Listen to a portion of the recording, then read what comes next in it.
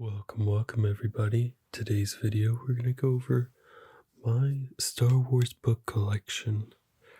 Now I've got a few of my favorites here, but I really do want to show you my whole collection is what I want to do, if I'm being completely honest, because I'm really proud of it, and I just hope you guys would enjoy this. So let's check out how this video goes and we'll see how it goes, okay? Alright, so first I want to talk about one of my favorite Star Wars books that I've read so far. And that is Star Wars Queen's Shadow. There's a lot of letters I was about to trace. This book is flipping fantastical. Now, if you're going to take any of my advice with this video, I would say go to Audible, just get one credit, or just buy this book because it's actually narrated by the woman that also voices Padme in the Clone Wars. So you are literally being read this book all about Padme's life after being queen by Padme Amidala herself, and it's so cool. I love when Star Wars does that. It is the absolute best. And the next video, we're going to go over that again. But I read this a while back. While I listened to it a while back, I started reading it, but then I was just like, the voice actress actually voiced this. I had to. But basically, this whole series is Padme's life after being queen. It even goes through what she was doing while the next queen was being instated. Is that the word? Let's just read a little bit of this. When Padme Amidala steps down from her position as Queen of Naboo, she is ready to set aside her title and return to life out of the spotlight. But to her surprise, the new queen asks Padme to continue serving their people, this time in the Galactic Senate. Padme is unsure about the new role but cannot turn down the request, especially since, thanks to her dearest friend and decoy, Sabe, she can be in two places at once. So while Padme plunges into politics, Sabe sets off on a mission dear to Padme's heart. And that basically had to do with going to the Outer Rim and kind of, if I remember correctly, I don't want you to quote me on this, but I believe she sent Sabe to free slaves on Tatooine. Now, in that series, there are 3 books. The Queen's Shadow, Queen's Peril, and Queen's Hope, all by E.K. Johnston, and all of them are read by the voice actress for Padme from the Clone Wars. So that is super sick. But let's move on to another book that I thoroughly enjoyed. Star Wars Ahsoka. And again, it's by E.K. Johnston. It seems like she can't miss when it comes to Star Wars.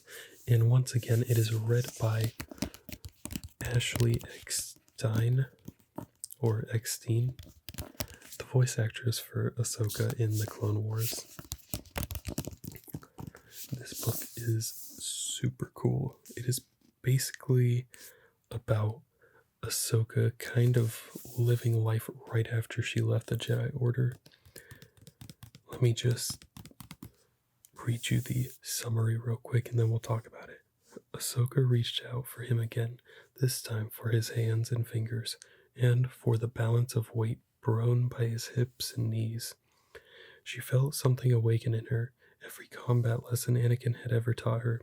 She remembered how to stand and how to hold the blades. She pushed her opponent's fingers too far apart and overturned his balance. She remembered and she could make him forget. He staggered back, surprised by her power over him, even at arm's length, but not yet overcome. No Jedi ever was. No Jedi ever was. No Jedi ever was. Basically, in this book, Ahsoka meets a ragtag group of people that want to rebel against their leaders. I'm being vague, but it's a really good book and a really good listen over on Audible. So Ahsoka helps them out, and eventually, I won't spoil the ending, but things happen and stuff happens. So that's all I'll give you. Things and stuff. Alright, next we've got the first and only High Republic book I've gotten through so far because I am a slacker. Star Wars The High Republic Light of the Jedi. And this one is by Charles Soule. Charles Soule. For over 1,000 generations, the Jedi Knights were guardians of peace and justice. And that was said by Obi-Wan in the original trilogy. But this is a really fantastic book. Surprise. To be fair, I've read Star Wars books that I wasn't fans of. I've just brought you the best and the brightest. So, the High Republic looks fantastic. I've got the books. They're just waiting to be read, which just means I gotta get a little bit of time. But this was a really good book when it comes to just fleshing out these new characters. You could tell a lot of heart, and there's a pun to be had here. A lot of heart and soul went into these books. Now, this is a series I'm working on. The High Republic is a series I'm working on of actually reading. I have the books that I read, and then I have the books that I listen to on Audible, which is basically just so I can get reading done faster. I've just taken a break from actually reading Star Wars recently, and I'm more just reading pretty much anything. But I'm still listening on Audible to Star Wars, which we'll get to later. It is a golden age. Intrepid hyperspace scouts expand the reach of the Republic to the farthest stars. Worlds flourish under the benevolent leadership of the Senate, and peace reigns, enforced by the wisdom and strength of the renowned order of Force users known as the Jedi. With the Jedi at the height of their power, the free citizens of the galaxy are confident in their ability to weather any storm. But even the brightest light can cast a shadow, and some storms defy any preparation.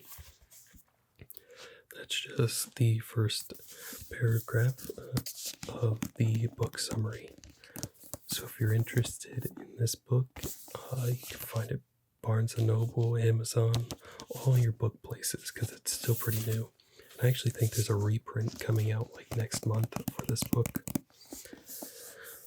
But you get to meet a lot of cool characters in here, like Bell Zedifer, Elzar Mann. I'm blanking on some of the names because it's been over a year since I read this. I read this like right when it came out. And I believe that was 2021. Yikes. But the whole idea of like this rogue gang, I'm also blanking on that name, but them taking over and just like finding these hyperspace lanes, and there's like this ticking clock the entire book of all these parts going at all these worlds because the ship was destroyed in a hyperlane or in hyperspace. And it's just a really cool, like, it almost reminds me of Alfred Hitchcock and how he uses time as just this mover of momentum. That's one of the big tropes that is used in Light of the Jedi. Now, I get to show off my favorite book so far that isn't something read by the voice actors. I'm just going to say right now, Mark Thompson is an absolute beautiful gem of a voice actor, and it has been fantastic for Star Wars. And what I'm talking about is Star Wars The Old Republic. Revan. I have not played the Knights of the Old Republic. However, this book is amazing. Revan has been my favorite character for several years, and it's because I know of his story through YouTube and through this book now, and just tons of things. But just the story of how he went from a Jedi to a Sith, back to a Jedi, back to a Sith, back to a Jedi. And I believe that's where this book takes place, is the last time he's a Jedi. Because at the end of this book, something happens basically where you're pretty much thinking you're never going to hear from Revan again. Now, I haven't finished all the Old Republic books, so I'm not 100% sure on that. But I would definitely recommend pretty much anything you're seeing here. If you like Star Wars books, anything I'm showing you is a good course. Now, I'm not going to show this book, but if you like zombie horror books and Star Wars, read Star Wars Red Harvest. Wasn't my cup of tea, never been a fan of zombies, but if that's your cup of tea, I would love for you to enjoy it, and that's why I'm putting it out there. Next. We're dealing with Star Wars The Old Republic, Deceived by Paul S. Camp. Revan was by Drew Karpyshyn. Okay. Just had to make sure I said that right. Let's see. The second novel set in the Old Republic era, Revan is the first. And based on the massively multiplayer online game Star Wars The Old Republic, ramps up the action and brings readers face to face for the first time with Sith warrior to rival most sinister of the Order's Dark Lords, Darth Malgus, the mysterious masked Sith of the widely popular Deceived and Hope game trailers. That wasn't really much of a summary, it was kind of weird, but this is Darth Malgus. You can tell because this is his respirator mask.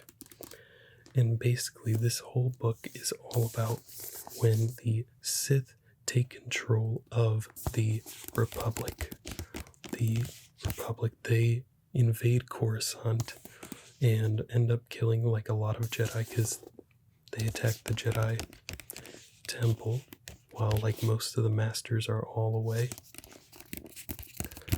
This was definitely an enjoyable read. I don't remember as much about this book. I think I was going to school at the time. I just needed a stress reliever, and this was perfect. And also, it was the sequel to the Revan book, which I really want to read all of the Star Wars books out there. It's going to take a while, but I think I can do it. I've also read a few more. I'd love to talk about them, but I only have this book now. This is the book I'm currently reading. This is Star Wars The Old Republic, Fatal Alliance by Sean Williams.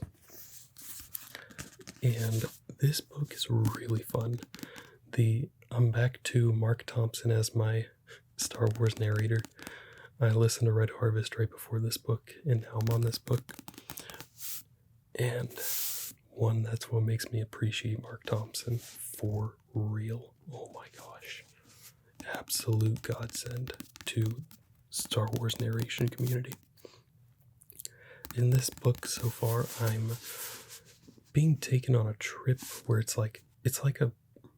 I guess you could almost say it's like a normal Star Wars book where it follows like 4 protagonists.